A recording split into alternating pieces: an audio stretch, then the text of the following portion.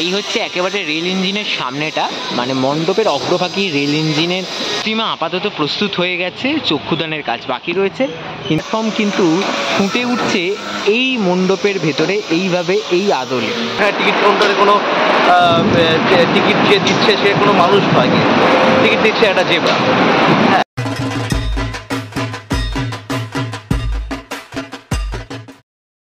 থেকে আসি আমরা সকলেই কম বেশি হারিয়ে যেতে চাই আমাদের মন গড়া গল্পে, আমাদের কল্পনার দুনিয়ায়। সেই কল্পনার দুনিয়া যদি দুর্গাপুজোয় দেখতে পাই তাহলে কেমন লাগবে?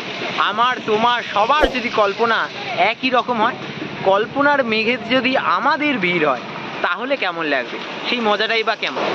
বেলেঘাটা সন্ধানী বেলেঘাটা এলাকার অন্যতম খ্যাতনামা পুজো, যাদের এবছরের ভাবনা মন গড়া অর্থাৎ আমাদের সকলের কল্পনার দুনিয়া, যে কল্পনার দুনিয়া এবছরের বেলেঘাটা সন্ধানীতে আমরা দেখতে পেতে চলেছি। যে কল্পনার দুনিয়াতে আমার তোমার সবার আলাদা আলাদা কল্পনা নয়, এখানে একই কল্পনায় সকলের ভিড়, যে কল্পনায় বাস করছেন মা দুর্গা। আর সেই কল্পনার দুনিয়াতে হারিয়ে যেতে আমি চলে এসেছি আজকে বেলেঘাটা সন্ধানীতে। বেলেঘাটা সন্ধানীর পুজোর প্রস্তুতি এই মন গড়া থিমকে কেন্দ্র করে কিভাবে চলছে সবটা ঘুরে দেখাবো আজকের এই ভিডিওতে। চলো, একদম সন্ধানীর সামনে রয়েছি। আর সন্ধানীতে তোমরা আসবে কি করে? সামনেই ফুলবাগান মেট্রো রয়েছে, সেই ফুলবাগান মেট্রো থেকে নেমে গুগল ম্যাপের সাহায্যে চলে আসতেই পারো। আর বাসে করে সিআইটি রোডে নেমেও তোমরা চলে আসতে পারো ইজিলি। চলো আমি তোমাদের ঘুরে দেখাই এই সন্ধানীর এবছরের পুজো প্রস্তুতি। এই হচ্ছে সন্ধানীর এবছরের যে মণ্ডপ, সেই মণ্ডপের কাজ জোর কদমে চলছে। বাইরে থেকে যেটা আমি দেখতে পাচ্ছি বিরাট বড় একটা রেল ইঞ্জিন, সেই রেল ইঞ্জিনের কাজ কিন্তু একদম জোর কদমে চলছে। আর বিরাট বড় মণ্ডপ হয়েছে। অন্যান্য বছরের থেকে এবছরের মণ্ডপ কিছুটা বেড়েছে আমি বলতে পারি, যদি বিগত বছরের মণ্ডপগুলো তুলনা করি। আর বিরাট একটা লোহার স্ট্রাকচার দিয়ে স্টিম ইঞ্জিনের কাজ বাইরে থেকে তো দেখতে পাচ্ছি। এবার ভেতরে কি হয়েছে চলো ঘুরে দেখা যাক। এই হচ্ছে একদম রেল ইঞ্জিনের ফ্রন্ট পার্ট। একেবারে পুরনো দিনের যে স্টিম ইঞ্জিনগুলো হয়, সেই স্টিম ইঞ্জিন কিন্তু এই বেলেঘাটা সন্ধানী দুর্গাপুজোয় তোমরা দেখতে পাবে। এই হচ্ছে একেবারে রেল ইঞ্জিনের সামনেটা, মানে মণ্ডপের অগ্রভাগী রেল ইঞ্জিনের পার্টটা থাকবে। তো রেল ইঞ্জিনের পার্ট অতিক্রম করে মানুষজন একেবারে আসল মণ্ডপের উদ্দেশ্যে চলে যাবে। রেল ইঞ্জিনের তলায় ঠিক যেরকম থাকে সেই রকম জিনিসপত্রই কিন্তু এখানে ইনস্টল করা হচ্ছে, একেবারে পুরোপুরি রেল ইঞ্জিনের ফিলটা দেওয়ার জন্য। সন্ধানীর পুজো মণ্ডপে আমরা চলে এসেছি কোনো কল্পনার দুনিয়ার রেল স্টেশনের প্ল্যাটফর্মে। সেই প্ল্যাটফর্ম কিন্তু ফুটে উঠছে এই মণ্ডপের ভেতরে এইভাবে, এই আদলে। আর এখানে আমরা দেখতে পাচ্ছি প্লাই দিয়ে বিভিন্ন স্ট্রাকচারের কাজ করা হয়েছে। প্লাইয়ের বিভিন্ন স্ট্রাকচার যেমন রয়েছে, এইভাবে কিন্তু টোটাল এই দিকটা সেজে উঠেছে। কোনো প্ল্যাটফর্ম ঠিক যেভাবে সেজে ওঠে তার থেকে একটু ভিন্ন পদ্ধতিতেই কল্পনার দুনিয়ার এক মন গড়া এক প্ল্যাটফর্ম যেন সন্ধানের এই পুজোতে। আচ্ছা, ওই দিকটা তো দেখাচ্ছিলাম, এই দিকটাতেও দেখায় ঠিক রেল স্টেশনের প্ল্যাটফর্মে ঠিক যেরকমটা আমরা দেখতে পাই, ঠিক সেইভাবেই কিন্তু টোটাল এই দিকটাও প্রস্তুত হচ্ছে। মন গড়া এই রেল স্টেশনের প্ল্যাটফর্ম, যে প্ল্যাটফর্মে কিন্তু আমরা সামনে প্রথমে ইঞ্জিন দেখতে পাবো, স্টিম ইঞ্জিন, যেটি আকাশে উড়বে। কল্পনার দুনিয়াতে যা কিছু হোক সম্ভব হতেই পারে, সেই কল্পনার দুনিয়াতেই কোথাও গিয়ে একটা হারিয়ে যেতে চায় এই সন্ধানীর দুর্গাপুজো। কল্পনার দুনিয়ার মধ্যে এই রেল স্টেশনের প্ল্যাটফর্ম, যে রেল স্টেশনের প্ল্যাটফর্মে একেবারে যে প্লাই দিয়ে তৈরি করে একদম রেল স্টেশনের আদলে কিন্তু টোটাল জিনিসটা রেডি করা হয়েছে। কল্পনার দুনিয়াতে ঘোড়ার কথা না থাকলে কিন্তু কল্পনার দুনিয়াটা কোথাও গিয়ে অসম্পূর্ণ থেকে যায়। সেই ঘোড়াকেও কিন্তু এখানে দেখতে পাচ্ছি রয়েছে। আর এই হচ্ছে আরও একটা ঘোড়ার স্ট্রাকচার, আর এরকম একটা স্ট্রাকচার দেখতে পাচ্ছি। এগুলো কোথায় কিভাবে সেজে উঠবে সেটা তো আমরা এখনও নিজেরাও জানি না, তবে পুজোর সময় এলে তো অবশ্যই দেখতে পাবো এই ধরনের স্ট্রাকচার রেডি হচ্ছে, সেটাই কিভাবে পুজোর আঙিনায় রূপ পায় আরও সুন্দরভাবে। একেবারে চলে এসেছি মাতৃ প্রতিমার যে মূল মঞ্চে, সেখানে এসে যেটা দেখতে পাচ্ছি এরকম সিঁড়ি মতো করা রয়েছে। এখান দিয়ে একটি সিঁড়ি উঠে যাচ্ছে একেবারে ওপরে, মানে কোথাও গিয়ে সেই প্ল্যাটফর্মেতে আমরা যেরকম সিঁড়ি দেখতে পাই, যে পারাপারের সিঁড়ি, প্ল্যাটফর্ম পারাপারের সিঁড়ি, সেইটাই সম্ভবত হয়তো এরকম একটা কল্পনার দুনিয়াতে ঠিক এইভাবে সেজে উঠছে। এখানে এই ধরনের বিশেষ একটা কাপড় দেখতে পাচ্ছি, তার উপরে ঠিক মেঘের মতো বিভিন্ন ছবি আঁকা রয়েছে। এগুলো হয়তো এই কল্পনার দুনিয়ার বিশেষ কোনো অংশ হবে হয়তো। এবার তোমাদের যেটা দেখাবো সেটা হচ্ছে বেলেঘাটা সন্ধানীর এবছরের প্রতিমা। প্রতিমা আপাতত প্রস্তুত হয়ে গেছে, চক্ষুদানের কাজ বাকি রয়েছে, কিন্তু প্রতিমাকে চাপা দিয়ে রাখা রয়েছে যাতে কোনোভাবে ধুলো ময়লা যাতে কোনোভাবে প্রতিমাতে না লাগে। তো প্রতিমা হচ্ছে এই রকম একটা প্রতিমা হয়েছে মোটামুটি। আর মায়ের হাতে এপাশে কিন্তু মায়ের হাতে ত্রিশূল দেখতে পাচ্ছি, ত্রিশূল রয়েছে, এখানে সিংহ বসে রয়েছে। আর মোটামুটি আপাতত ঢাকা থেকে যতটা বোঝা যাচ্ছে এই হচ্ছে মোটামুটি প্রতিমা। আর পুরোটাই কিন্তু কাভার আপ করা রয়েছে, প্রতিমা উচ্চতা বেশ ভালো রকম রয়েছে। আর এইখানে কিন্তু তলায় একটা যে কাজ, মেন যে বেদির কাজ, সেই বেদির কাজ চলছে। তো এত সুন্দর একটি প্রতিমা, মোটামুটি আন্দাজ করতে পারছো তোমরা প্রতিমাটা কত সুন্দর হতে পারে। আর এই প্রতিমাকে তোমরা একদম সরাসরি দেখতে পাবে এই মণ্ডপে যখন প্রবেশ করবে, ওখান থেকে সরাসরি তোমরা কিন্তু এই প্রতিমাকে দেখতে পাবে, তাই এতটা উঁচুতে প্রতিমাটি রয়েছে। কল্পনার দুনিয়াতে মহাকাশচারী যাকে বলে, সেই মহাকাশচারী স্কাল্পচারও দেখতে পাচ্ছি। মানে কল্পনার দুনিয়াতে মহাকাশও হয়তো উঠে আসতে পারে, তাই জন্য এই মহাকাশচারী স্কাল্পচার করে রাখা রয়েছে। তার পাশে কিন্তু এরকম কানের মতো স্কাল্পচার করে রাখা রয়েছে, বিভিন্ন ধরনের কাজ করে রাখা রয়েছে, যেগুলো কিন্তু ধীরে ধীরে মণ্ডপে ইনস্টল হবে। প্রচুর মেটেরিয়াল রয়েছে। এই জায়গাটিতে কিন্তু দেখতে পাচ্ছি অসুর রয়েছে, অসুরের মুখ রয়েছে, লক্ষ্মী, সরস্বতী, গণেশ, কার্তিক। তো এই মোটামুটি এইগুলো সব প্রস্তুত হয়ে রয়েছে, গণেশ, কার্তিক থেকে শুরু করে তার মায়ের সংসার মোটামুটি প্রস্তুত। আর এই মহিষাসুর কিন্তু সম্ভবত এই সামনেটায় থাকতে চলেছে, কেননা এইরকম একটা বড় স্ট্রাকচার রয়েছে মহিষাসুরের, মানে মহিষের মাথা রয়েছে। আর এই হচ্ছে মায়ের প্রতিমা। প্ল্যাটফর্মের মধ্যেই মা রয়েছেন, তো সেই হিসেবেই এখানের মণ্ডপের কাজগুলি করা হয়েছে। তো এই হচ্ছে মোটামুটি প্ল্যাটফর্মের ওপরের দিকটা। আর তার সাথে কিন্তু একদম তার কেন্দ্রে রয়েছেন মা।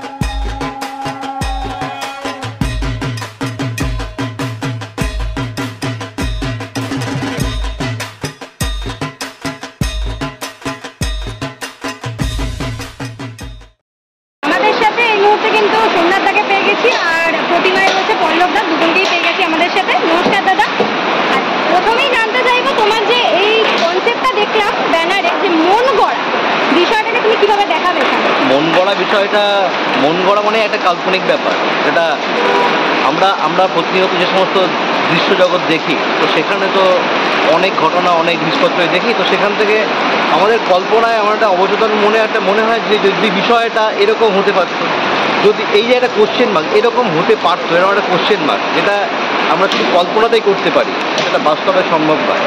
এই বাস্তব আর কল্পনা এই দুটোর মিশ্রণ কিন্তু এখানে দেখতে পাওয়া যাবে।